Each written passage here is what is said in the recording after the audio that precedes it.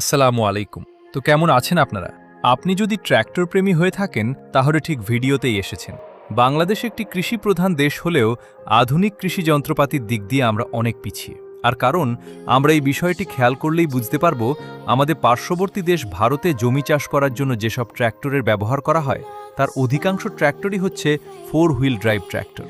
সহজ ভাষায় বোঝাতে গেলে ট্র্যাক্টরগুলোর 4টি চাকাতেই শক্তি থাকে, 4টি চাকাই ইঞ্জিনের মাধ্যমে ঘুরানো হয়। কিন্তু ব্যাপারটা দুঃখজনক হলেও সত্যি, আমাদের দেশে এইসব ট্র্যাক্টরগুলো আমদানি করা হয় না। কোম্পানিগুলোর কি সমস্যা তা আমি সঠিক জানি না, আপনারা জেনে থাকলে অবশ্যই কমেন্ট বক্সে জানাবেন। আমাদের দেশের অধিকাংশ জমিগুলোই নরম মাটির হয়ে থাকে। এই নরম মাটি হওয়ার কারণে ট্র্যাক্টরগুলো সহজে চাষ করতে পারে না। এমনও কিছু জমি আছে যেগুলোতে পাওয়ার টিলার দিয়েও চাষ করতে কষ্ট হয়। আমরা অনেকেই হয়তো দেখতে পাই বা দেখেছি, এইসব বেশি কাদাযুক্ত জমিগুলো গাড়ি দিয়ে স্বাভাবিকভাবে চাষ করতে না পারায় গাড়ির চাকার সাথে আলাদাভাবে রিং লাগাতে হয় এবং রিং লাগানোর পরে জমিগুলো চাষ করা সম্ভব হয়। কিন্তু যেসব জমিগুলোতে 2 হুইল ড্রাইভ ট্র্যাক্টর, মানে আমরা যেসব ট্র্যাক্টর সচরাচর ব্যবহার করি, এইসব ট্র্যাক্টর দিয়ে জমিগুলো চাষ করতে পারে না। 4 হুইল ড্রাইভ ট্র্যাক্টরগুলো ওই সব জমিগুলো অনায়াসেই চাষ করতে পারবে। আমার অনেক ইচ্ছে এইসব বিষয়গুলো নিয়ে আলোচনা করার। আপনারা সবাই আমার পাশে থাকলে এইসব বিষয়গুলো আমি ভিডিওতে সামনের দিকে তুলে ধরার চেষ্টা করব।